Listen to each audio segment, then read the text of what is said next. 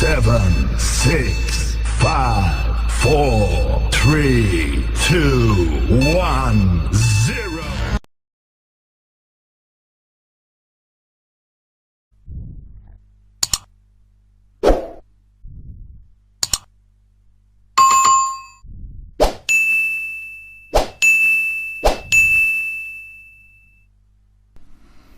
Assalamualaikum warahmatullahi wabarakatuh. Alhamdulillah, puji syukur atas kehadirat Allah Subhanahu wa taala, atas limpahan rahmat, taufik dan hidayahnya lah sehingga kita masih diberi kesehatan, keberkahan dan kesempatan untuk mengikuti kegiatan pembelajaran pada hari ini. Untuk materi akuntansi dasar, kita sudah masuk di materi baru yaitu tentang neraca lajur. Nah, di mana pada sebelumnya kalian sudah ya mengetahui dan bisa membuat jurnal umum ya, buku besar neraca saldo, dan yang pekan lalu yaitu jurnal penyesuaian. Nah, hari ini kita akan lanjut untuk membuat ya alat bantu dalam menyusun sebuah laporan keuangan yaitu neraca lajur. Nah, untuk materi neraca lajur ada 5 hal yang harus kalian tahu. Yang pertama itu kalian harus tahu pengertian daripada neraca lajur. Yang kedua, bentuk-bentuk dari neraca lajur. Yang ketiga, tujuan dari neraca lajur. Yang keempat, tahapan-tahapan dalam pembuatan neraca lajur. Dan yang terakhir, contoh ya dari pembuatan neraca lajur. Nah, sebelum kita masuk di pengertian neraca lajur, ya jadi ada sedikit pengantar ya tentang bahwa dalam membuat ya alat bantu ini tentunya dibutuh ketelitian dari seorang akuntan. Nah, jadi setiap perusahaan tentunya ya harus membuat alat bantu ini ya supaya nanti mudah dalam menyusun sebuah laporan keuangan yang akan dipertanggungjawabkan kepada pimpinan perusahaan atau pemilik perusahaan. Nah, langsung saja, apa itu pengertian neraca lajur? Nah, jadi neraca lajur adalah kertas kerja yang berisikan seluruh data akuntansi yang akan dipakai untuk membuat laporan keuangan. Ya, jadi kertas kerja ini bukan laporan keuangan ya, tapi alat bantu untuk membuat sebuah laporan keuangan ya. Karena bukan laporan keuangan ya, jadi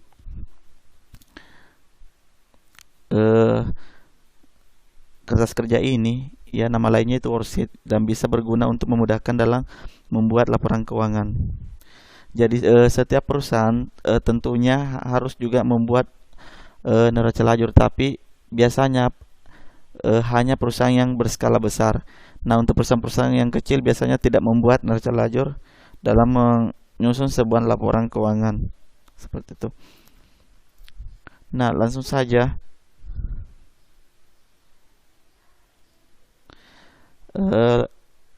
kita lanjut. Yang kedua itu bentuk-bentuk neraca lajur.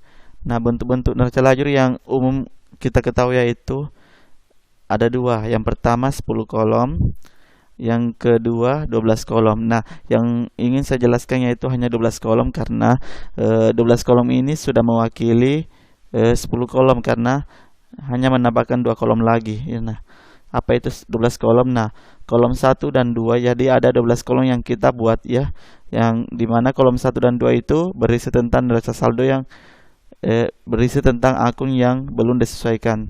Nah, kolom ketiga dan 4 itu berisi tentang data penyesuaian kolom debit dan kredit yang terdapat dalam data penyesuaian.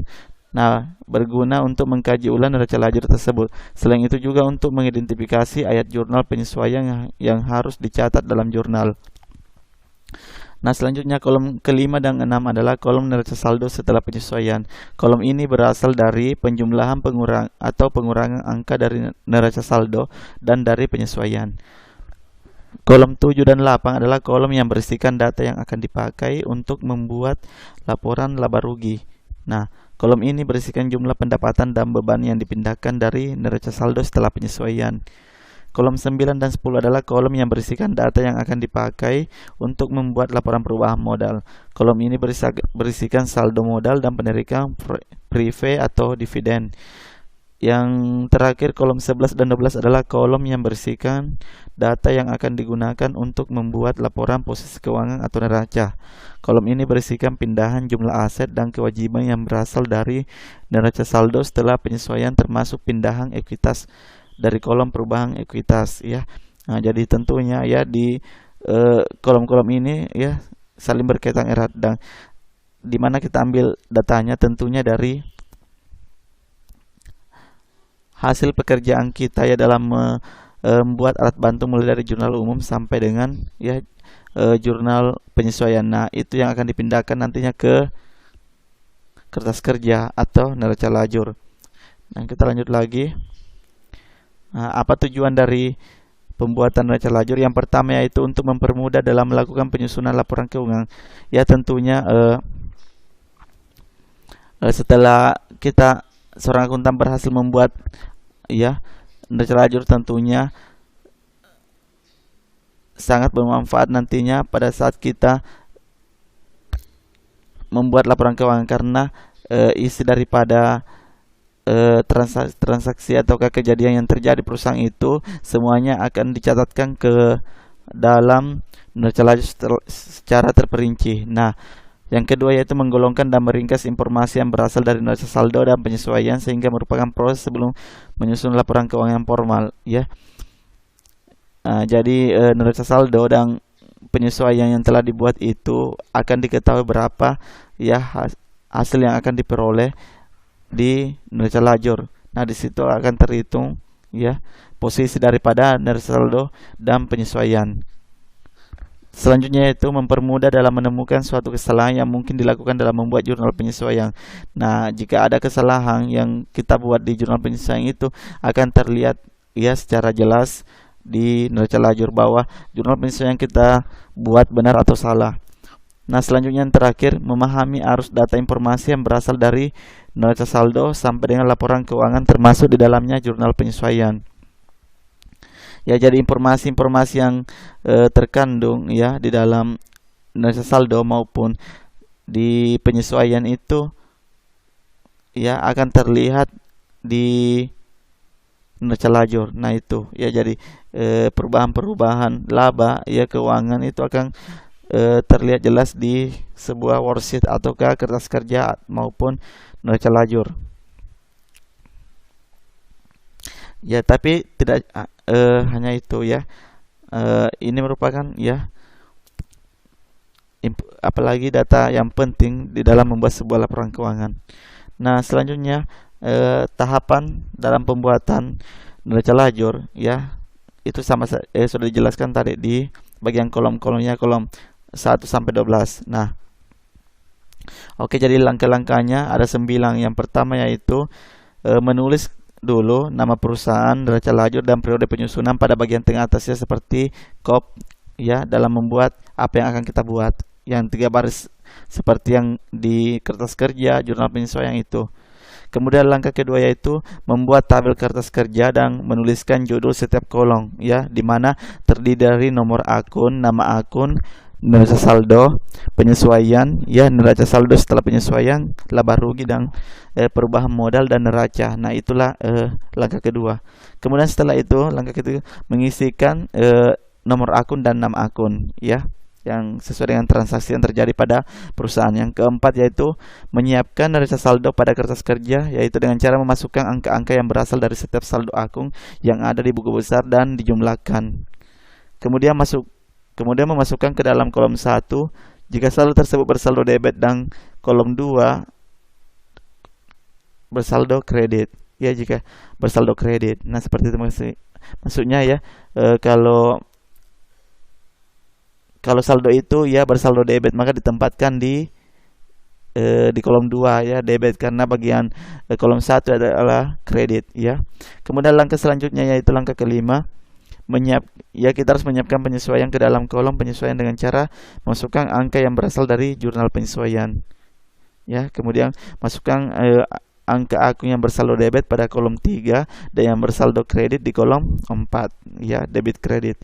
Kemudian langkah keenam yaitu memasukkan saldo-saldo yang sudah disesuaikan ke dalam kolom neraca saldo setelah penyesuaian ya dengan cara menjumlahkan atau mengurangi akun yang ada di neraca saldo dengan yang ada di kolom penyesuaian. Ya, contohnya seperti debit tambah debit itu semuanya ada di kolom debit, maka hasilnya di kolom debit nanti ya untuk kolom 5 dan 6. Begitupun kredit dengan kredit, maka hasilnya ditempatkan di bagian kredit, tapi debit dengan dikurang kredit. Nah, debit atau kredit tergantung dari jumlahnya mana yang besar. Jika pengurangan debit dan kredit lebih besar saldo debit, maka dimasukkan ke dalam debit. Begitupun sebaliknya ya, jika saldo kredit yang lebih besar, maka dimasukkan di kolom saldo ya kredit, seperti itu. Kemudian langkah ketujuh yaitu berdasarkan angka yang berasal dari neraca saldo setelah penyesuaian, yaitu kolom 5 dan 6, maka kita harus memilih akun pendapatan dan beban untuk dimasukkan ke dalam kolom laba rugi. Nah, biasanya ada beberapa akun ya, ada akun pendapatan dan akun beban-beban. Nah, itu yang akan dipindahkan khusus nanti di kolom 7 dan 8. Nah, kolom ke-7 dan 8 dijumlah. Jika kolom 8 lebih besar dari kolom 7, maka laba, begitu pula sebaliknya. Selisih angka dimasukkan pada kolom 7 dan sebaliknya. Ya. Seperti itu. Saya ulangi, jika kolom 8 lebih besar dari kolom 7, maka hasilnya laba. Ya, begitupun sebaliknya, jika kolom 7 ya lebih besar, maka dia rugi. Perusahaan itu rugi ya.